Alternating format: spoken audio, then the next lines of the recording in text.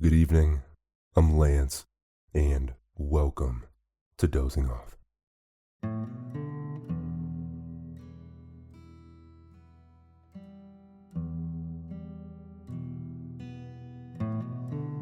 Dozing Off is a podcast where I'm going to read you to sleep.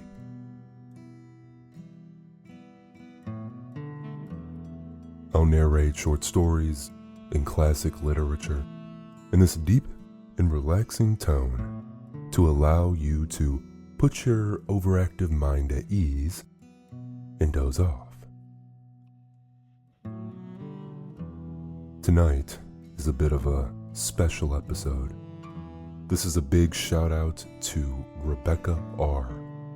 She reached out to me and told me that on her way to and from work, she loves to listen to self-help books, but sometimes, even if they're favorite books, she can't stand the narrator and wishes I was doing some of her self-help books. Well, I responded and asked her, well, what are you reading right now? She told me The Mountain Is You by Brianna Weist. And I was like, how ironic. I have that book and I read it a few years back. So I grabbed it out of the closet, got the dust off, was combing through it, and I found a couple passages that I was like, oh, it sits with me. Maybe I can read it for dozing off, and after a long day, maybe it'll help you kind of get your mind right and, of course, fall asleep. So Rebecca, hope you enjoy this, and I appreciate you for being a fan of dozing off, and for all of you making this a part of your bedtime routine. Alright, I'm done yapping about nothing. Let's fluff up those pillows. Let's pull the comforter up a little bit higher. Let's close our eyes, because here we go.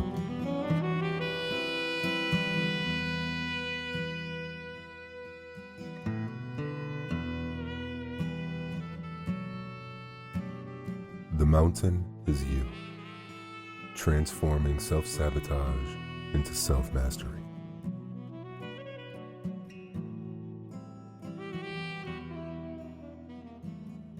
The path begins right where you are now.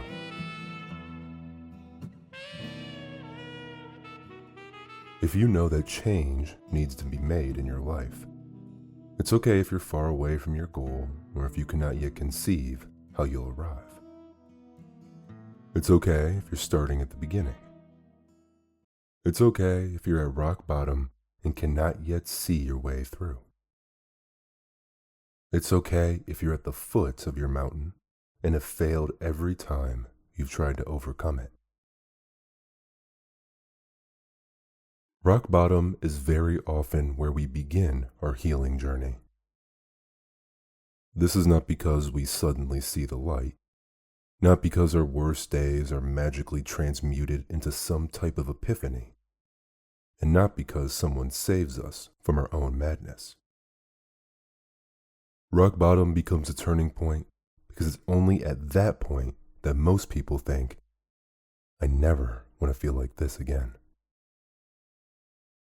That thought is not just an idea. It's a declaration and a resolution.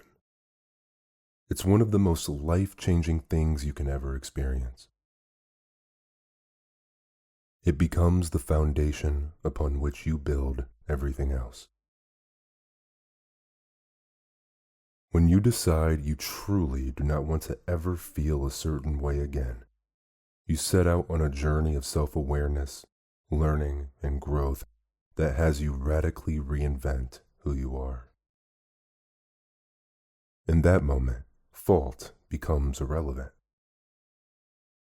You're no longer mulling over who did what or how you've been wronged. In that moment, only one thing guides you, and it's this. No matter what it takes, I will never accept my life getting to this point again. Rock bottom isn't a bad day. It doesn't happen by chance. We only arrive at rock bottom when our habits begin to compound upon one another, when our coping mechanisms have spiraled so out of control that we can no longer resist the feelings we're attempting to hide.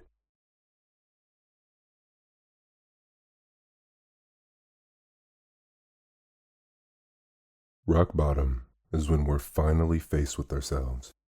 When everything has gone so wrong, we are left to realize that there's only one common denominator through it all. We must heal. We must change. We must choose to turn around so that we'll never feel this way again. When we have a down day, we don't think, I never want to feel this way again. Why? Because it's not fun, but it's also not unbearable. Mostly, though, we're somewhat aware that small failures are a part of regular life. We are imperfect, but trying our best, and that vague discomfort will pass eventually. We don't reach a breaking point because one or two things go wrong. We reach a breaking point when we finally accept that the problem isn't how the world is, it's how we are. This is a beautiful reckoning to have. Ayodeji Awasika, so sorry if I mispronounced the name, describes his own like this. You must find the purest form of being fed up. Make it hurt. I literally screamed, I'm not gonna fucking live like this anymore. Human beings are guided by comfort.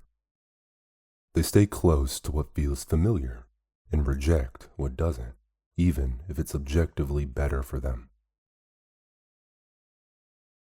Be this as it is, most people do not actually change their lives until not changing becomes the less comfortable option. This means that they do not actually embrace the difficulty of altering their habits until they simply don't have another choice. Staying where they are is not viable.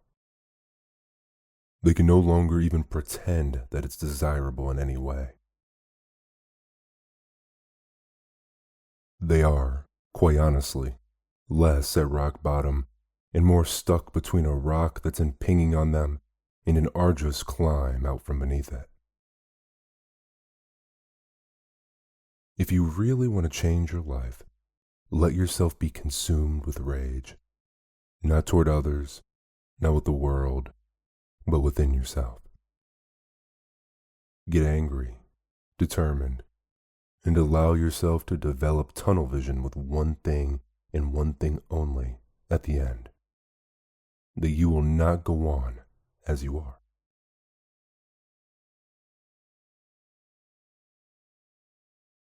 Preparing for radical change.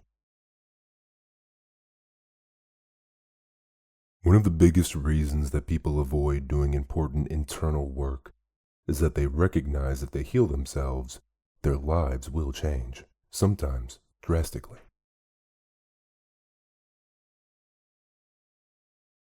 If they come to terms with how unhappy they are, it means that they will have to temporarily be more uncomfortable, ashamed, or scared while they start over. Let's be clear about something. To put an end to your self-sabotaging behavior absolutely means that change is on the horizon.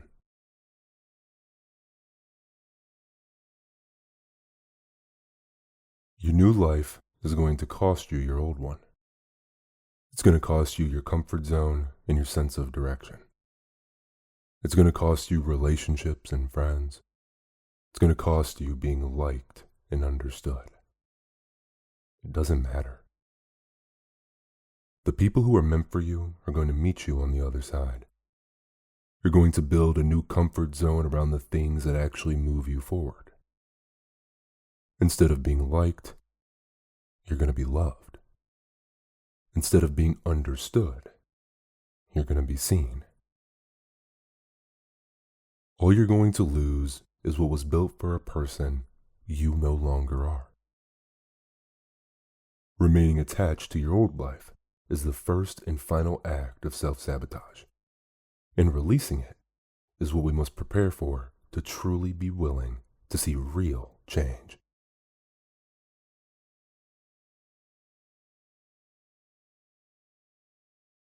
There's no such thing as self-sabotage.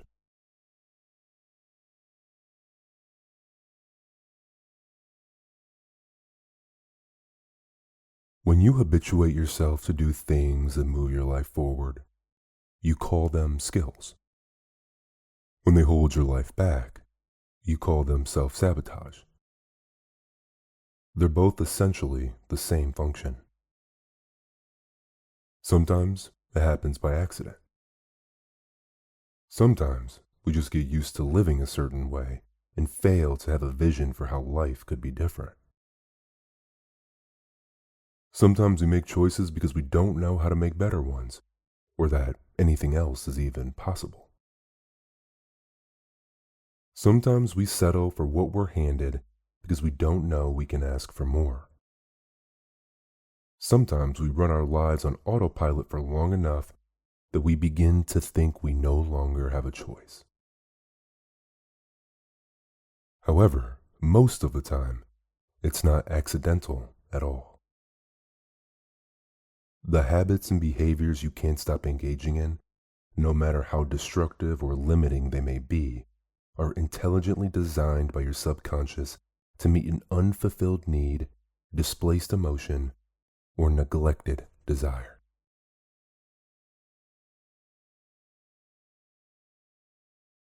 Overcoming self-sabotage is not about trying to figure out how to override your impulses. It's first determining why those impulses exist in the first place.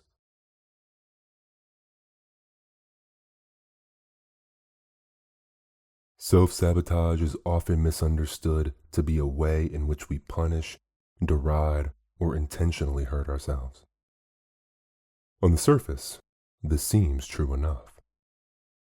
Self-sabotage is committing to a healthier diet and finding yourself pulling up the drive-thru a few hours later. It's identifying a market gap, conceiving an unprecedentedly brilliant business idea, then getting distracted and forgetting to begin working on it at all.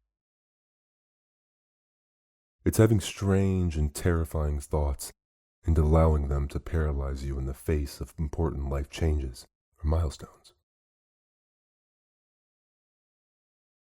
It's knowing you have so much to be grateful for and excited about, and yet worrying anyway. We often misattribute these behaviors to a lack of intelligence, willpower, or capability. That's usually not the case. Self-sabotage is not a way we hurt ourselves. It's a way we try to protect ourselves. What is self-sabotage? Self-sabotage is when you have two conflicting desires. One is conscious, one is unconscious. You know how you want to move your life forward, and yet you're still, for some reason, stuck. When you have big, ongoing, insurmountable issues in your life, especially when the solutions seem so simple, so easy, and yet so impossible to stick with. What you have are not big problems, but big attachments. People are pretty incredible in the fact that they basically do whatever they want to do. That is true of everything in human life. Regardless of the potential consequences, human nature has revealed itself to be incredibly self-serving. People have almost a superhuman way of doing whatever they feel compelled to do, regardless of whom it could hurt, what wars it could spawn, or what future would be put at risk. When you consider this, you begin to realize that if you're keeping something in your life, there has to be a reason you want it there. The only question is why.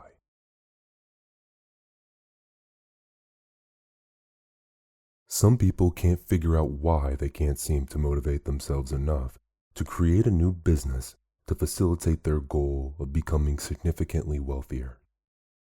Perhaps not realizing that they have a subconscious belief that to be rich is to be egocentric or disliked. Or perhaps they actually don't want to be super wealthy. Maybe it's a cover-up for wanting to feel secure and taken care of. Or the real desire is to be recognized for their art. As this feels too unlikely to ever happen, they fall back on a secondary dream that doesn't actually motivate them.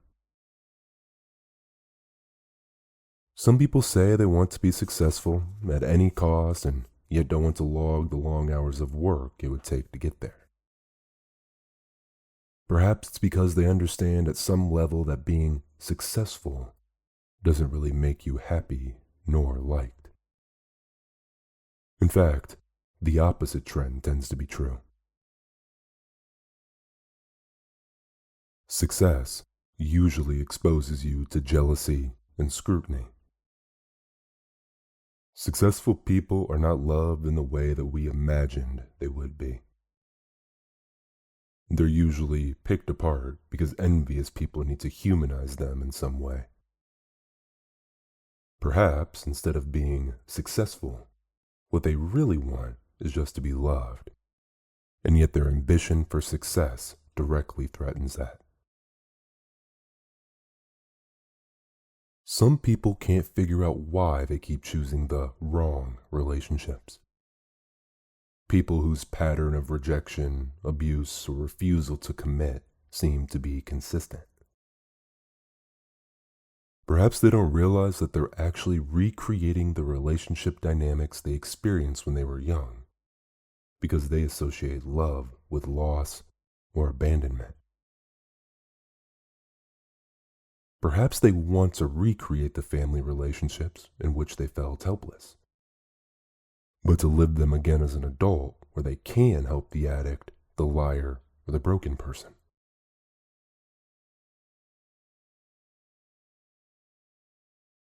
When it comes to self-sabotaging behaviors, you have to understand that sometimes it's easy to get attached to having problems. Being successful can make you less liked. Finding love can make you more vulnerable.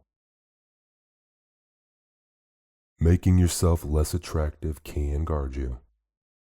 Playing small allows you to avoid scrutiny. Procrastinating puts you back in a place of comfort.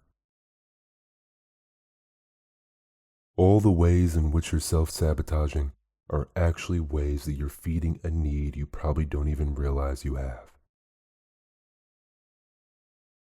Overcoming it is not only a matter of learning to understand yourself better, but realizing that your problems are not problems, they're symptoms. You cannot get rid of coping mechanisms and think you've solved the problem.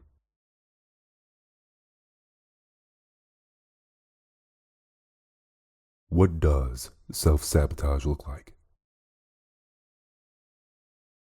It's impossible to say decisively what self-sabotage does or doesn't look like. Perhaps certain habits and behaviors that can be healthy for one person can be unhealthy in another context. With that said, there are definitely some specific behaviors and patterns that are typically indicative of self-sabotage, and they usually relate to being aware that there's a problem in your life, yet feeling the need to perpetuate it regardless. Here are some of the main signs that you're probably in a cycle of self-sabotage.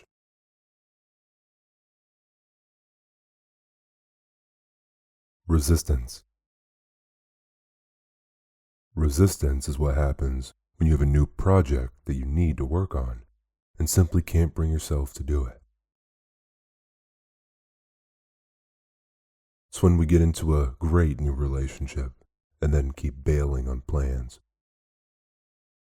It's when we get an amazing idea for our business and then feel tension and anger when it comes time to sit down and actually get to work.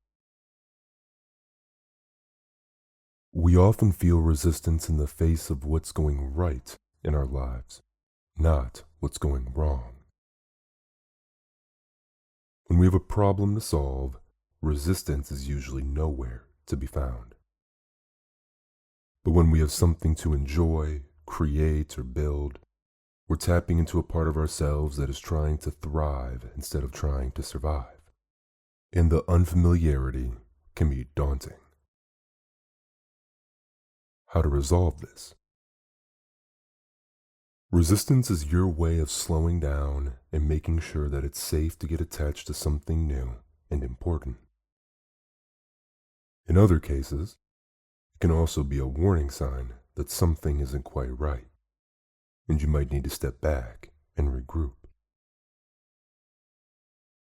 Resistance is not the same thing as procrastination or indifference and shouldn't be treated as such. When we're experiencing resistance, there's always a reason, and we have to pay attention. If we try to force ourselves to perform in the face of resistance, it usually intensifies the feeling as we're strengthening the internal conflict and triggering the fear that's holding us back in the first place.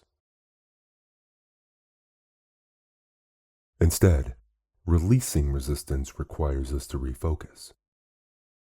We have to get clear on what we want as well as when and why we want it. We have to identify unconscious beliefs that are preventing us from showing up. And then we have to step back into the work when we feel inspired. Wanting is the entryway to showing up after resistance. Hitting your upper limit. As discussed before, there's only a certain amount of happiness that most of us will allow ourselves to feel. Gay Hendricks calls this your upper limit. Your upper limit is essentially the amount of good that you're comfortable having in your life. It's your tolerance and threshold for having positive feelings or experiencing positive events. When you begin to surpass your upper limit, you start to unconsciously sabotage what's happening in order to bring yourself back to what's comfortable and familiar. For some people, this manifests physically, often as aches, pains, headaches, or physical tension. For others, it manifests emotionally as resistance, anger, guilt, or fear. It might seem totally counterintuitive, but we're not really wired to be happy. We're wired to feel comfortable. And anything that's outside of that realm of comfort feels threatening or scary until we're familiar with it.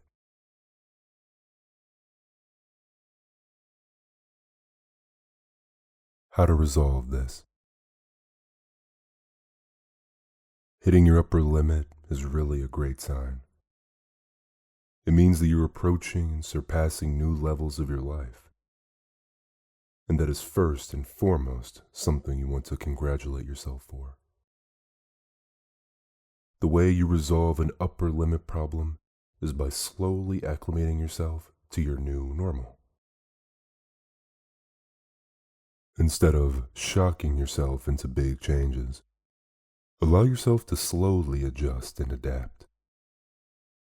By taking it slow, you're allowing yourself to gradually reinstate the new comfort zone around what you want your life to be.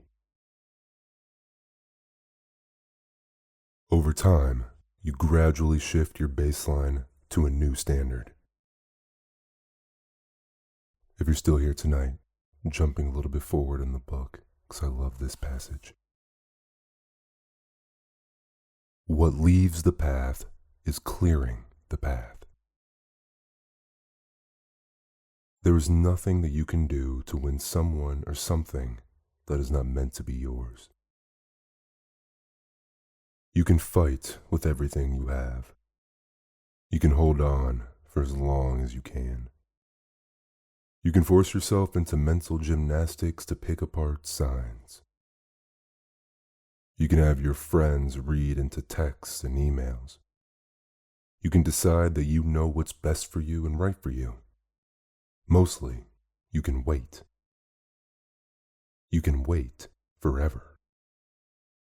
What isn't right for you will never remain in your life.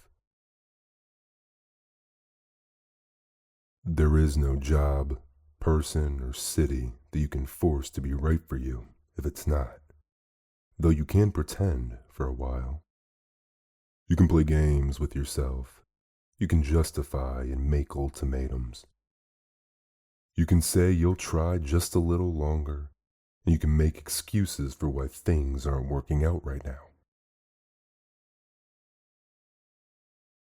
The truth is, what is right for you will come to you and stay with you and won't stray from you for long. The truth is that when something is right for you, it brings you clarity. And when something is wrong for you, it brings you confusion. You get stuck when you try to make something that's wrong for you right. When you try to force into a place in your life which it doesn't belong. You get split. You breed this internal conflict which you cannot resolve. The more it intensifies, the more you mistake it for passion. How could you ever feel so strongly about something that isn't right?